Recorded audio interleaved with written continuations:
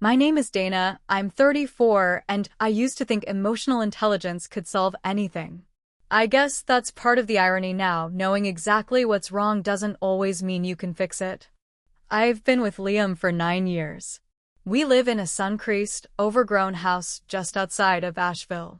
It used to feel like a sanctuary, mismatched mugs, too many throw blankets, a cat we both pretend not to love too much. We used to make love in the kitchen. Now I wipe crumbs off the counter while he scrolls on his phone. 6 months ago, I told him something that had been weighing on me for far too long. You sexualize me too much. I said it carefully, calmly, with love. It wasn't a fight. I was trying to explain how I felt reduced, like all the affection came with strings. Like every kiss had a silent ask behind it. I wanted to feel safe in my own body again, to know that when he touched me, it was because he saw me, not just because he wanted something from me. He looked at me like I'd just betrayed him. His face didn't go angry, it went blank, like I'd flicked a switch he hadn't realized existed. And since then, nothing. No initiation. No flirting. No heat. Just quiet. Empty, careful quiet. At first, I thought he was giving me space. That he was trying to recalibrate. But weeks turned into months, and now I lie next to him every night, wondering when the hell the silence got louder than the affection. We still say love you before bed. Still do grocery runs together. Still fold laundry while watching reruns of Frasier. But something vital has gone missing, like someone slowly turned down the temperature in the room and dared me to notice. He kisses my cheek now instead of my neck. His hugs last exactly 2 seconds, polite, not hungry. When I lean into him on the couch, he shifts just enough to accommodate me, but he doesn't hold me back. It's maddening in its subtlety. Because nothing is technically wrong. He hasn't said anything cruel. He hasn't pulled away entirely. But it's all gone flat, like day-old champagne. And I feel like I'm the one who popped the cork too early. Here's the cruelest part. I miss how he used to want me. I miss the urgency, even when it made me feel suffocated. That stupid look he used to give me when I walked into the room in a t-shirt, like I was the only thing that could possibly matter in the world. I hated how constant it was, but now, I hate how cold I feel without it. It's not just the lack of sex. It's that there's no effort to bridge the gap. No check-ins. No, are you feeling okay? Or, what do you need? Just distance, polite gestures, and the heavy ache of avoidance. And somehow, I've become the villain in this unspoken script. I asked for space, and now I'm drowning in it. And I don't know how to say, I didn't want you to stop wanting me, I just wanted you to see me as more than something to want. Maybe that was too much to ask. I think the moment I realized things had changed was in the grocery store, of all places. I'd bent down to grab a jar from the bottom shelf, something dumb, like capers, and I caught him looking at me. But it wasn't that look. Not the one that used to make my stomach flip. It was detached. Clinical. Like I was just there. He looked away before I could read too much into it, but my whole body went cold. That's when I knew something had snapped. Something invisible but vital. I didn't feel seen or desired or even noticed. I felt like furniture. Familiar, functional, and quietly ignored. And I can't stop wondering. Did I break us by asking to be more than his fantasy? Or did he just finally realize he didn't know how to love me outside of one? Liam's a physical therapist. He works with people all day, aching backs, fragile knees, post-surgery hips. He's patient, warm, intuitive with bodies. He knows how to fix things with his hands. Maybe that's part of the problem. Because when he tries to fix us, he uses the same hands. He rubs my shoulders while I'm doing dishes. Slides an arm around my waist when I'm brushing my teeth. Touches my thigh under the dinner table. Always gentle, always polite, and somehow always missing the mark. He doesn't ask how I'm feeling. He doesn't ask if I'm still hurting. He just keeps reaching for me like I'm a knot to untangle. Last Tuesday night, I had a minor meltdown over something stupid. We were out of dishwasher pods, and I had this ridiculous, disproportionate reaction, like the whole weight of the relationship had crystallized in that one missing item. I slammed the cabinet, cursed under my breath. Liam walked in, concerned but quiet. He didn't ask what was wrong. He just came up behind me and started massaging my shoulders. Like that was the solution. "Can you not?" I snapped, shrugging him off. He looked stunned. "I'm just trying to help." I turned to face him, my voice shaking. "But you never ask. You never ask what I need, you just touch me and expect that to be enough." He blinked.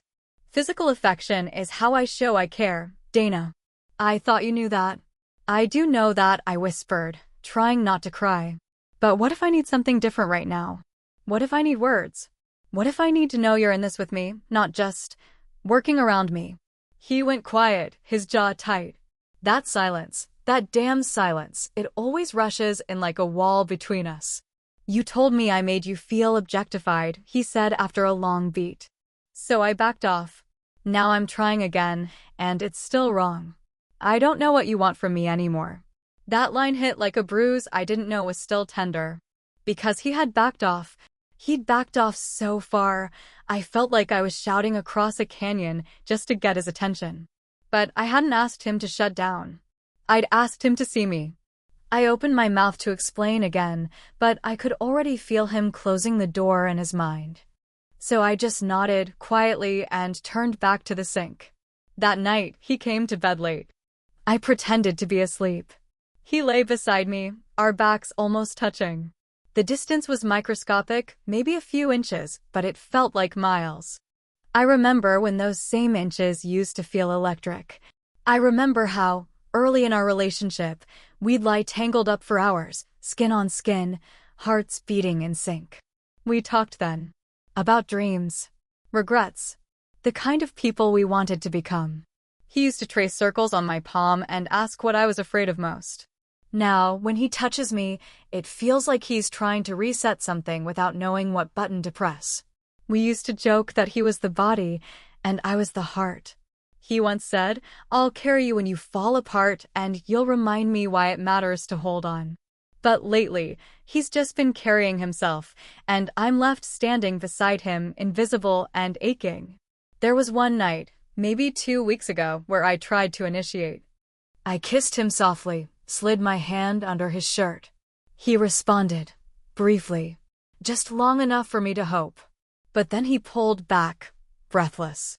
"Are you sure?" he asked, eyes scanning mine like he was afraid I'd accuse him of something. And I hated that I'd made him second guess.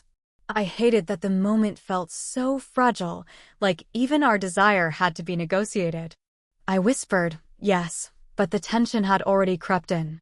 The spell was broken. We rolled over, backs to each other again. I don't think he knows how to love me when he's not touching me, and I don't know how to explain that I feel lonelier now in his arms than I ever did without them.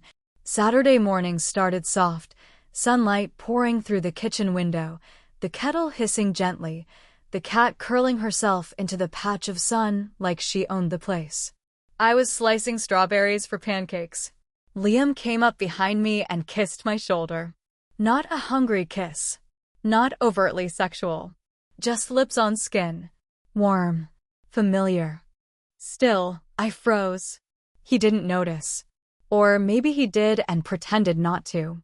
He wrapped his arms around my waist and leaned in, murmuring, "You smell good," before kissing just below my ear. I managed a smile. Or something close to it. He slipped his hand under my sweatshirt, just resting it against my stomach, not moving. Still, I felt my whole body tense, like I'd been holding my breath for months and didn't know how to let it out.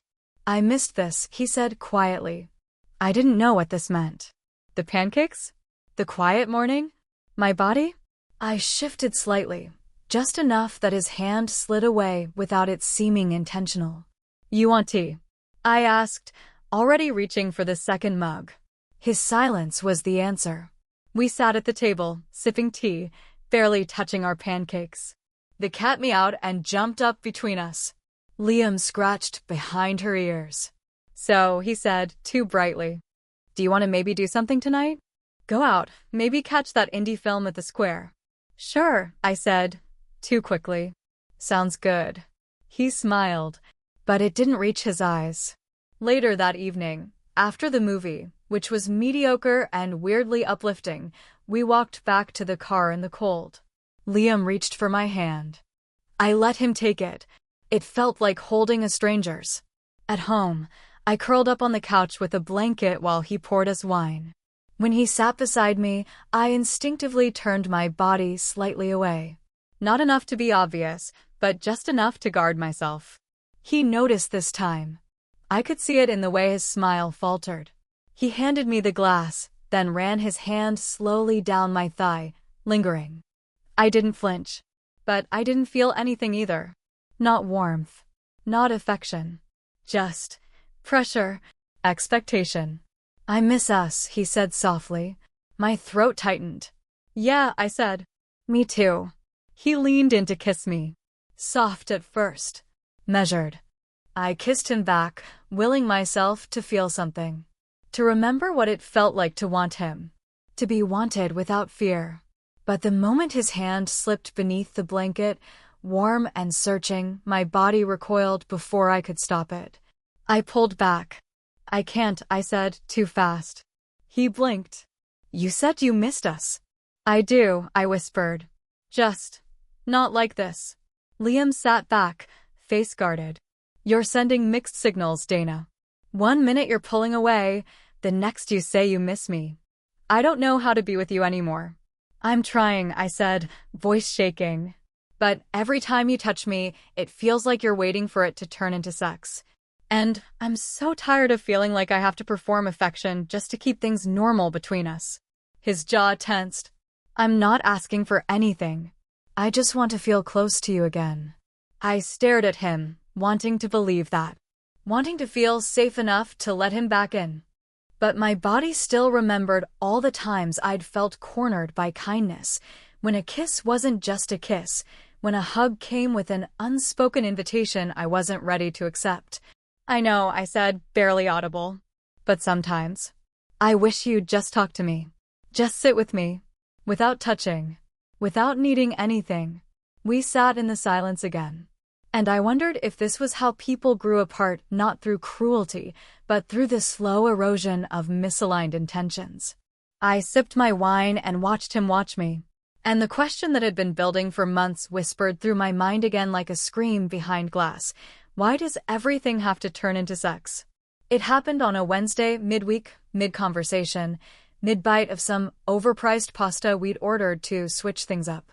We were at that cozy Italian place we used to love, the one with candles in little mason jars and mismatched silverware. I used to love how it felt like home, like Liam and I were just two pieces that fit. But tonight, everything felt tight and too bright, like the air itself was too full of things we weren't saying. We'd been talking about renovations. Of all things, retiling the bathroom, maybe repainting the cabinets. A normal couple conversation. Safe. Neutral. I was twirling spaghetti on my fork when he reached across the table, fingers brushing mine. You've been beautiful lately, he said, voice soft. And that's when it happened. I froze. The words, harmless on the surface, hit something raw in me. Something I hadn't realized was still bleeding. Beautiful. Lately. Like I was a painting he used to walk past, and suddenly I'd caught the light again. I dropped my fork. It clattered too loudly. The table next to us went quiet for a second, then resumed their wine-soaked laughter. Dana? Liam said, his brow creasing. I looked at him, at his earnest eyes, his hand still outstretched, the tenderness he was trying so hard to offer, and I snapped. Why now? I said, louder than I meant to. Why am I beautiful now? He blinked. What? 6 months, Liam. 6 months of you barely touching me, barely looking at me, and now suddenly I'm beautiful. He sat back, his face flushing. I didn't mean you never mean to, I cut in, my voice rising. That's the whole problem. You just do. You pull away without telling me why. You touch me without asking what I need. And then when I try to talk about it, you act like I'm impossible to please. People were staring now. I could feel it, the sharp hush of other tables pretending not to listen. Liam's jaw tightened. We're in public. I don't care, I said, the words tumbling out of me now, too fast, too hot. I feel like I have to choose between being desired and being respected. Like I said one thing, you sexualize me too much, and suddenly I don't even exist to you anymore. That's not fair, he said, voice low but shaking. You shamed me for how I loved you. I laughed, not because it was funny, but because the irony tasted bitter in my throat. I didn't shame you. I asked you to see me as more than a body, and you disappeared. He went silent then. Just sat there, eyes hard, lips pressed into a thin line. I could feel the wall slamming down between us again, thick and cold. I stood up. I need to go. He didn't follow me. I cried the whole walk home, the kind of crying that doesn't look pretty, the red-faced, short-breathed, uneven kind. The kind that leaves you empty and wrung out, like you've coughed up a part of yourself. Back in our too-quiet house, I sat on the floor of the bathroom, still in my dress, makeup smudged, knees pulled to my chest. And I started to spiral. Why did I blow up like that? Why did I ruin what could have been a good night? I'd wanted him to see me. And he tried. He called me beautiful. He reached for me. He was probably doing what his own heart thought was right. And still, it wasn't enough. Or it was the wrong kind of enough. I hated how my own body betrayed me, how I flinched when I didn't want to, snapped when I only meant to explain. I hated the guilt rising in my chest like bile. I thought of his face at that table. Hurt. Defeated. Like he was trying to love me with both hands tied behind his back. But wasn't I trying to? Wasn't I doing everything to make this work without losing myself? I wiped my eyes with a towel and stared at my reflection. Blotchy. Wild-eyed. Tired. And the question returned, loud and merciless. Why does everything have to turn into sex? Or maybe the better one was, why do I feel like the bad guy for wanting something more? The days blurred. First into a week, then two. We moved around the house like ghosts, polite, careful, distant. Like roommates who used to be in love. Liam started leaving earlier for work. No more sleepy forehead kisses or casual love you-s at the door. Just the sound of the front door clicking shut as I sat at the kitchen table, coffee growing cold in my hands. At night, he stayed in the den longer. Sometimes I'd hear the soft drone of late-night sports or the quiet hum of some documentary. He always turned the volume low, like he didn't want to disturb me. Like I was already sleeping. But I wasn't. I just lay there in bed, wide awake, facing the wall, feeling the weight of his absence even while he was still under the same roof. We stopped fighting. We just stopped talking. The silence wasn't angry anymore. It was exhausted. And in that silence, I started to miss him. Not just the version of him I'd been frustrated with, but the real, entire him. His laugh when he found something dumb on YouTube. The way he used to pull me close during thunderstorms like he needed me to survive them. The way he'd reach for my hand, absent-mindedly, when we crossed streets. One night, I found one of his sweaters draped over the couch. I picked it up to fold it and held it for a second too long. It still smelled like him.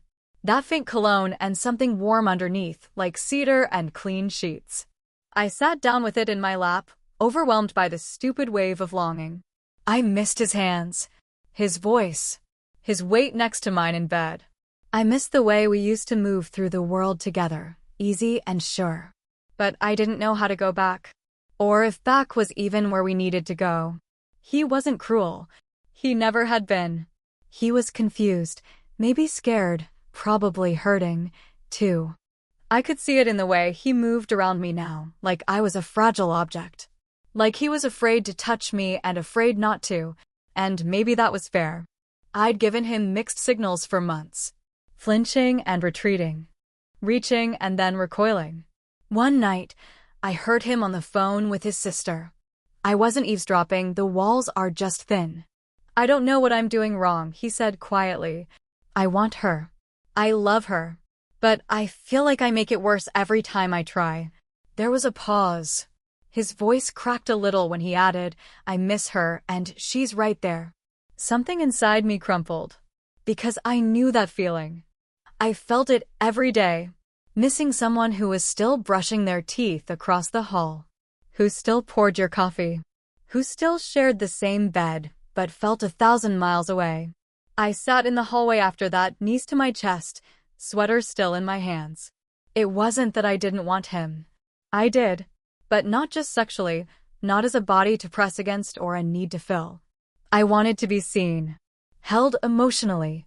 Spoken to like my heart mattered more than my skin. I think I'd stopped believing that was possible for us. And maybe I'd been punishing him for it without even realizing. Later that night, I walked into the den.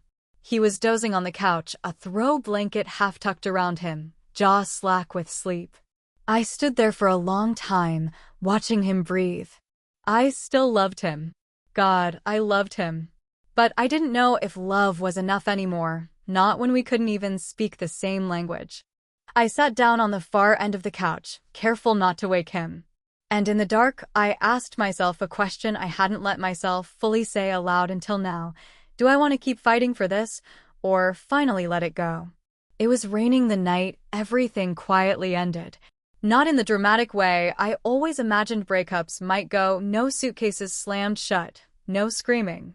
Just soft rain tapping against the windows, and the two of us sitting on opposite ends of the couch, both knowing it was over and neither knowing how to say it. I've been thinking, I said finally, my voice barely above the hum of the storm. About us. About what happened. Liam turned his head, eyes tired, but open. Yeah? I think I broke something, I admitted. When I told you that you sexualized me too much. I wasn't trying to shame you. I needed space. But I didn't know how to ask for it without making you feel like the villain. He didn't speak for a long time. Just stared down at his hands. I stopped trying, he said quietly. After that. I didn't know how to touch you without wondering if it was wrong. So I just didn't. And then you pulled away more. And I got scared. I nodded. Me too. There was a long silence, the kind that used to feel comfortable. Now it just hung heavy in the air between us. I still love you, Dana, he said, finally looking up. But I don't know if we can fix this. I felt tears press at the back of my throat, but I didn't let them fall. I think we started loving each other the way we wanted to be loved, not the way the other person needed. He gave a sad half smile. Yeah, you needed someone to see you. And I just wanted to be close to you the only way I knew how. We sat there like that, two people holding the same grief in different ways. Not angry, just worn out. I shifted closer, slowly, and laid my head on his shoulder. He exhaled, a deep, uneven sound, and wrapped an arm around me. We stayed that way for a while. Not talking, not fixing anything, just letting ourselves be warm one last time. Eventually, he kissed the top of my head, soft, careful, reverent, and whispered, I'll always care about you. I nodded against his chest. Me too. That night, he slept on the couch. Not because he was angry, but because we both understood something unspoken. This chapter was closing. I watched him from the doorway for a while, his hand curled under his cheek like a boy, the rise and fall of his breath steady. And I knew I'd mourn this man. Not just the one who kissed my shoulder on quiet mornings, but the one who tried, even when we kept missing each other by inches. We weren't enemies. We weren't broken. Just two people who forgot how to meet in the middle. And in the quiet, I finally let go. You know, people always talk about the beginning of relationships like they're the most beautiful part, the butterflies, the urgency, the skin-on-skin hunger. And yeah, that part's intoxicating. But it's also easy. Desire is easy. Wanting someone when they're still a mystery? That's instinct. No one tells you how much harder it is to keep loving someone when the mystery fades. When the bodies get older. When the routines set in and affection starts to feel transactional. When what once thrilled you now feels like a to-do list you didn't sign up for. I used to think sex was the problem. That if we could just fix that, adjust how often, or how much, or how, then everything else would fall back into place. But it wasn't about sex. Not really. It was about being misunderstood.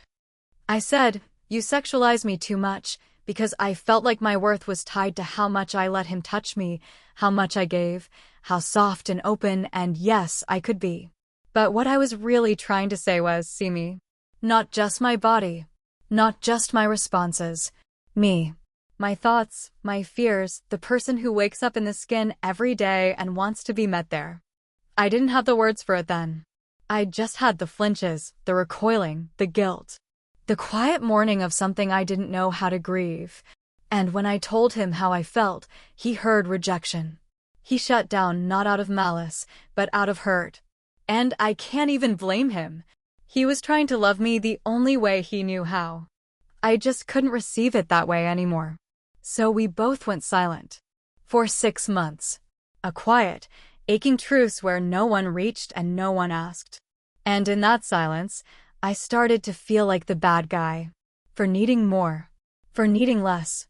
For not knowing what I needed until it was already too late. But here's what I've learned. Wanting emotional intimacy before physical touch isn't cold. It's not broken. It's not a betrayal of love. It's just a different language. And if someone can't or won't learn to speak it with you, it doesn't make them a monster. It just makes them incompatible. Liam wasn't a bad man. He was a tender one, actually. He wanted closeness, but he didn't know how to find it without reaching for my body.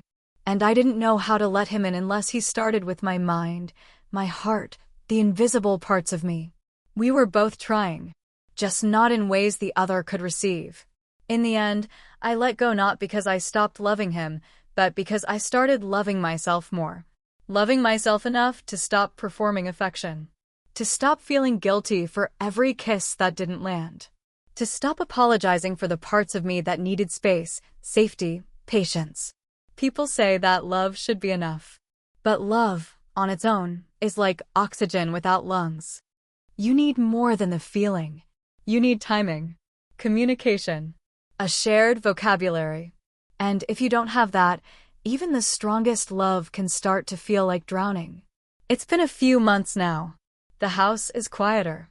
My bed colder. But strangely, I'm not lonely. I'm learning the sound of my own voice again, without having to measure it against someone else's breathing. Sometimes I miss him.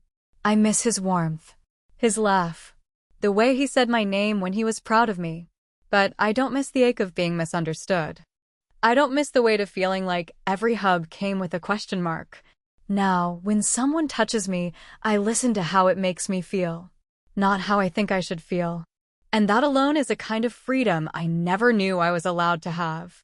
So, if you're listening to this, if you've ever felt like the bad guy for needing something different, or less, or more real, let me tell you something no one told me. You're not broken. You're just learning how to be fully seen. And that's the most intimate thing of all.